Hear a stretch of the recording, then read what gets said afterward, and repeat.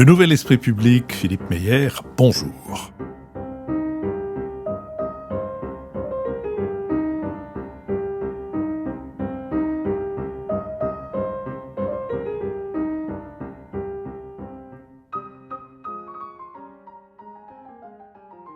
Bonjour, merci de nous avoir rejoints pour ce nouveau Bada de notre série Si c'est pour la culture, on a déjà donné. Bada pendant lequel j'ai déjà à 2 reprises reçu Constance Rivière. Constance Rivière, bonjour. Bonjour. Et je vous ai reçu d'abord comme romancière pour La vie des ombres, que vous publiez ces temps-ci, puis comme ancienne conseillère du président de la République, conseillère culture du président de la République, ancienne secrétaire générale du Défenseur des droits, avec 2 défenseurs des droits successifs. Et notre conversation est allée dans diverses directions. Voilà maintenant qu'elle va jeter l'encre autour du musée de l'histoire de l'immigration, dont vous êtes la responsable, et qui présente une exposition permanente. Alors d'abord, un mot quand même d'abord, le bâtiment lui-même est un bâtiment très remarquable, un parfait bâtiment de la période Art déco. Il est tout au bout de l'Est parisien, à la Porte Dorée, pas très loin du zoo, et il comporte, commençons par le commencement, si je puis dire, ou en tout cas par le sous-sol, il comporte un aquarium tropical qui fait le délice des petits et des grands tous les jours que Dieu fait, et il en fait 7 par semaine, et alors que le musée de l'immigration est lui tout en haut, il faut monter ces escaliers superbes de ce bâtiment, et l'exposition a fait l'objet d'une scénographie. Alors, est-ce que vous étiez déjà à l'origine de la scénographie ou est-ce que vous avez hérité un projet qui était celui de Pape Ndiaye et qui vous a précédé dans cette institution ? Alors, j'ai même hérité d'un projet qui était celui d'Hélène Aurin, la prédécesseur de Pape Ndiaye, puisque la refonte de l'exposition permanente du musée, elle a été initiée il y a plus de 5 ans, en réalité, avec à la fois un travail scientifique extrêmement poussé autour d'un comité présidé par Patrick Boucheron et composé d'une 40aine de chercheurs, et en même temps des travaux sur le bâtiment et une scénographie entièrement nouvelle, un parcours 2 fois plus grand que le précédent. Donc, quand je suis arrivée, tout était déjà très bien lancé. D'accord. Cette scénographie se déploie dans quoi ? 1800 mètres carrés, je crois. Près de 2000 mètres carrés. Ouais, c'est ça. Et comment est-ce que vous la caractériseriez ? Alors, il y a plusieurs dates, c'est 12 dates, si je me souviens Tout à bien, fait. qui commencent avec le Code noir de Colbert. 1685, sujet, comment dirais-je, chaud, et qui finit avec la période contemporaine, sous différentes formes. Il y a une richesse iconographique qui est extrêmement grande. Est-ce qu'on ne pourrait pas dire que dans cette richesse iconographique, il y a quelque chose qui domine ? Alors, je ne sais pas. Ça m'intéresserait de savoir ce qui domine de votre point de vue. Les visages. Oui, alors vous avez raison, les visages. Tout ça, c'est exact. Je pense qu'il y a, je ne sais pas si c'est conscient ou inconscient, mais en sortant j'avais vu la première exposition, celle du temps où c'était Jacques Toubon qui était le responsable de la Cité de l'immigration, et l'exposition était assez pauvre, elle avait très peu de moyens, c'était quelques panneaux sur lesquels on avait collé des cartels, et en voyant l'exposition actuelle, en sortant, c'est ce qui m'a frappé, même s'il y a aussi beaucoup de choses autour des objets, autour de certains témoignages, évidemment, des histoires individuelles, mais ce sont les visages, en tout cas, qui m'ont personnellement frappé. Alors, le choix des dates, de ces 12 périodes sur lesquelles on rebondit, pour vous, ça trace quelle histoire de l'immigration en France ? Ça trace d'abord une histoire de France. Ce qui est très fort, je trouve, dans le choix qui a été proposé par les historiens de ces dates, des dates piliers ou des dates repères, qui ne sont pas des dates se résumant à leur propre année, mais qui sont des périodes de l'histoire de France, c'est d'essayer de réfléchir à la manière dont certaines grandes dates de l'histoire de France sont aussi traversées par la question de la place des étrangers et de l'immigration. Si on prend la première, qui est 1685, on est sous l'Ancien Régime. On ne parle pas encore d'immigration au sens où on en parle aujourd'hui, mais c'est une date qui est d'abord une date d'émigration, avec le Code noir et les migrations forcées, en quelque sorte, qu'ont constitué la traite des Noirs. C'est aussi la date de la révocation de l'édit de Nantes, avec plus de 200 000 protestants huguenots qui fuient la France. Et c'est la date des grandes alliances européennes, avec une mixité, en quelque sorte, dans la noblesse française. Et puis après, on a 1789, l'apparition du citoyen. Qu'est-ce que c'est que le citoyen par rapport à l'étranger ? Et puis, on a des dates qui sont des dates, disons, non symboliques de l'histoire de France dans les mêmes termes que celles que je viens d'évoquer. Par exemple, pour parler de la Première Guerre mondiale, la date qu'on a choisie, c'est 1917. Et on choisit 1917 cette fois-ci parce que c'est la date où apparaît pour la première fois la pièce d'identité pour les étrangers, ce qui est l'ancêtre d'ailleurs des pièces d'identité que nous avons nous aujourd'hui. Et c'est le premier contrôle qui est posé sur la circulation des étrangers en France. Et ces 12 dates, elles racontent ça. Elles racontent à la fois comment l'histoire de France est traversée par l'immigration et comment des décisions qui sont prises ou des événements qui sont liés à l'immigration ou à la présence des étrangers en France ont aussi marqué l'histoire. Et c'est vraiment, je crois, ce qui est très important dans ce musée, ce qu'on appelle le musée d'une histoire commune, c'est comment est-ce qu'on arrive à raconter ce qu'est la France aujourd'hui dans toute sa diversité. Est-ce que vous diriez que c'est une exposition qui essaye de convaincre du bien fondé de l'accueil des immigrés, ou est-ce que vous pensez que l'exposition s'en tient à un récit qui doit normalement ouvrir les yeux de celles et ceux qui vont la visiter ? Je ne sais pas dire si ça doit convaincre qui que ce soit d'autre chose que de ce qu'il pense. La seule chose que pose l'exposition de manière absolument claire, c'est que la France est un pays qui est aussi un pays d'immigration, et ce depuis bien longtemps. Et donc, ce que ça invite à faire, c'est à regarder de manière un peu sereine et apaisée cette histoire pour sortir souvent quand même d'approximations ou de généralités aveuglantes sur ce que serait l'immigration. Donc moi, je pense que ce qu'on en retire d'abord, c'est d'abord des données scientifiques, objectives, assez étayées. Et puis, ce que vous disiez avec les visages, un rapport, et c'est peut-être là qu'il y a un engagement plus fort du musée, à ce que ça représente d'humanité, l'immigration. Vous parliez des visages, même quand on présente des objets qui sont des objets donnés par des personnes au musée et qui, rentrant dans nos collections, rentrent dans les collections nationales françaises, au même titre que la Joconde. Donc ça peut être les bottes du dernier poilu, Lazare Ponticelli, avec laquelle il a combattu pendant la Première Guerre mondiale, ou le duvet d'un Rome d'origine bulgare, arrivé plus récemment en France, dans lequel il a dormi à la rue pendant les 3 premières années de sa vie en France, avant de devenir aujourd'hui policier municipal. Ces objets-là, dans le musée, ils sont surmontés d'un visage et de l'histoire de la personne qui les porte, parce que c'est aussi à travers ces trajectoires individuelles qu'on peut retisser peut-être un fil d'humanité avec cet objet immigration dont on parle souvent de manière très inquiète. Oui, je pense qu'en effet, les objets, et notamment les objets offerts par des immigrés, d'anciens, enfin, on n'est jamais un ancien immigré, on est immigré ou on n'est pas, on est un immigré qui est devenu français ou on est un immigré qui ne l'est pas devenu, et en effet, ce Rome qui est devenu policier municipal et qui s'exprime dans le...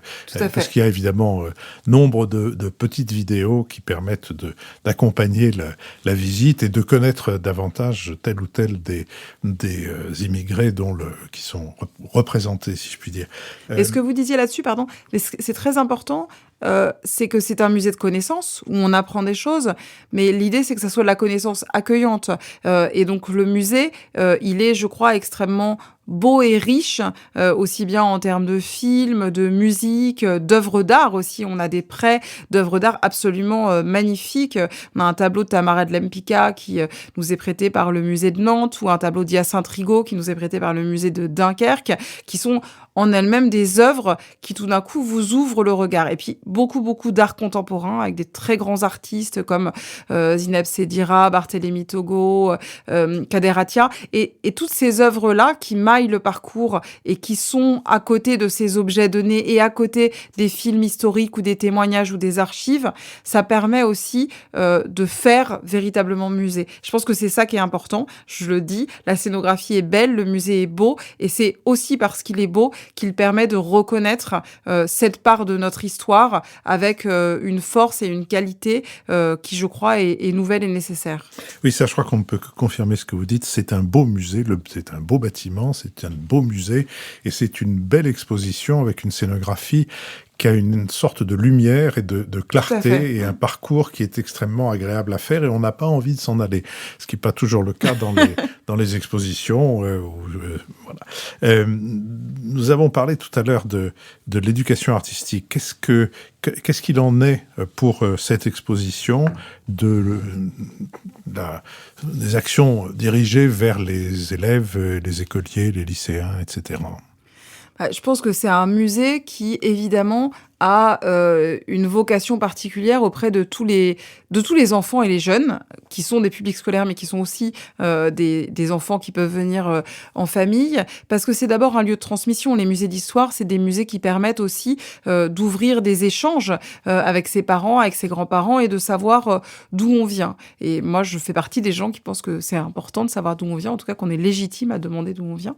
Et donc, pour ça, on essaye de développer énormément d'actions pour que les publics scolaires puissent se sentir accueillis dans le musée. Alors, des actions de médiation, évidemment. Il y a tout un parcours à hauteur d'enfant. Tous les textes sont écrits pour pouvoir être lus à partir de l'adolescence très facilement.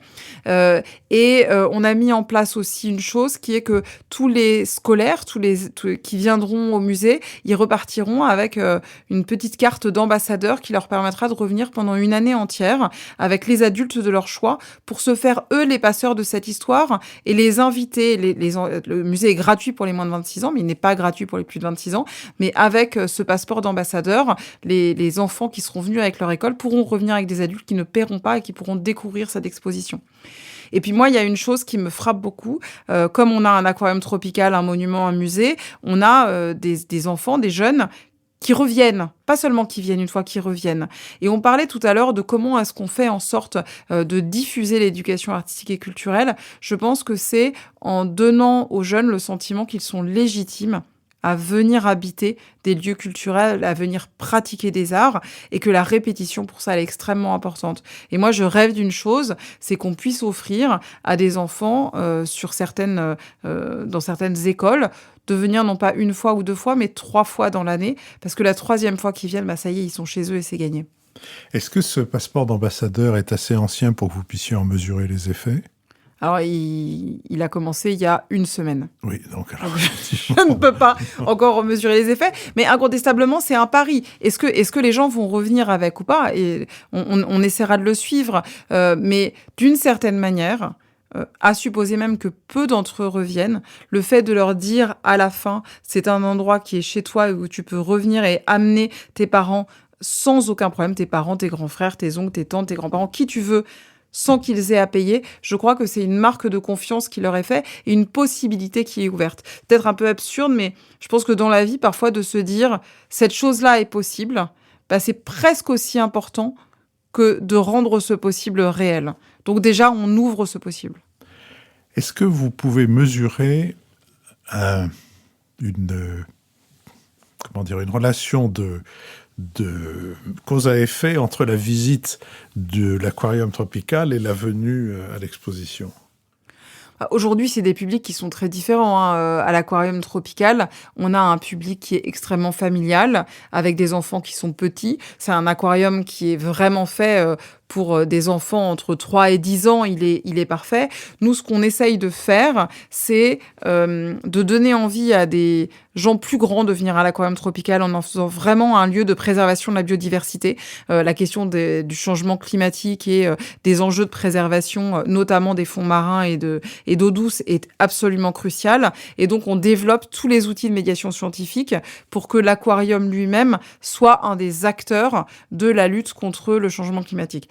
Et au musée de l'histoire de l'immigration, on essaye de faire le contraire, c'est-à-dire de rajeunir notre public et de se mettre aussi à hauteur d'enfants, parce que les enfants, parfois, osent poser à leurs parents et à leurs grands-parents des questions qui, avec le temps, deviennent de plus en plus difficiles. Je vous posais la question, je suis un grand admirateur et un grand fréquenteur de cet aquarium tropical et que je me demande si cette présence d'un aquarium tropical dans une institution culturelle ne pourrait pas être généralisée dans l'idée d'attirer des... Je vois très bien la Comédie Française avec un aquarium tropical en dessous, mais malheureusement, la cité théâtrale a été envoyée à d'autres périodes. Non, mais ce qui est vrai dans ce que vous dites, c'est que l'aquarium tropical, évidemment, mais aussi la terrasse extérieure. Alors là, avec l'hiver, on n'aura plus, mais pendant tout le printemps et l'été, on a une terrasse extérieure où on peut venir jusqu'à minuit, boire des verres, écouter de la musique. Les équipes ont mis en place quelque chose que je trouve génial, c'est que les gens qui viennent là pour boire un verre, le soir, régulièrement, on vient les voir, on leur dit, mais vous pouvez laisser vos verres sur la table et on vous garde votre table. Et on vous emmène 15 minutes dans le musée la nuit pour découvrir à quoi ça ressemble à l'intérieur. Et toutes ces choses-là, qui en réalité donnent envie d'aller dans le musée, mais pour d'autres raisons que la manifestation première de la venue dans ce palais, qui est de boire un verre ou de voir des poissons, ou de se mettre au chaud parce qu'il fait froid dans le bois ou qu'il pleut et qu'on va se mettre à l'abri des colonnades de la Porte Dorée. Et ben moi, je trouve ça formidable parce qu'il n'y a aucune mauvaise raison de rentrer pour la première fois dans un musée et donc il faut toutes les ouvrir. Pour terminer notre troisième et dernière conversation, est-ce qu'il y a quelque chose qui vous a particulièrement surpris depuis que vous avez la charge de ce musée de l'histoire de l'immigration à la Porte Dorée ? Au début, le monument lui-même, qui est effectivement un chef-d'œuvre art déco, mais qui est aussi un monument construit en 1931 pour l'exposition coloniale internationale, comme un monument de propagande coloniale. L'objectif à ce moment-là, c'est d'abord d'essayer de convaincre les Français que la colonisation qui coûte très cher est quelque chose de formidable et de leur donner envie de soutenir ce mouvement-là. Donc c'est une représentation extrêmement biaisée de l'aventure coloniale à cette époque. Et moi, ce qui m'a beaucoup frappée, c'est que les lieux, les murs sont quand même chargés. Ils sont chargés douloureusement aussi. Et je crois absolument nécessaire de venir progressivement rendre visible ce que la propagande a délibérément rendu invisible, et donc d'assumer, d'avoir des paroles qui soient des paroles parfois un peu vives sur ce que ça représente dans notre histoire. Et ce qui m'a frappée, ou je ne dirais pas que ça m'a surprise, parce que je crois que c'est un des travers terribles de notre monde contemporain, mais c'est la difficulté à ouvrir sereinement cette question-là et à faire débattre des personnes qui n'ont pas le même point de vue. Et moi, je crois, en tout cas, j'espère que le Palais de la Porte Dorée, progressivement, pourra devenir un endroit dans lequel on accepte tous les points de vue, pourvu qu'ils soient respectueux, et un endroit où les gens s'écoutent. C'est la doctrine et l'ambition du nouvel esprit public. Je raconte volontiers que j'ai un jour découvert un enregistrement de Marcel Pagnol, qui venait d'être nommé président du jury du Festival de Cannes, et une journaliste lui disait « Dans cette nomination, est-ce qu'il y a quelque chose qui vous fait peur ?» Et Pagnol réfléchissait un instant, finissait par répondre « Oui. J'ai peur que nous prenions nos opinions pour des jugements. » C'est exactement ça. Constance Rivière, je vous remercie. Merci beaucoup.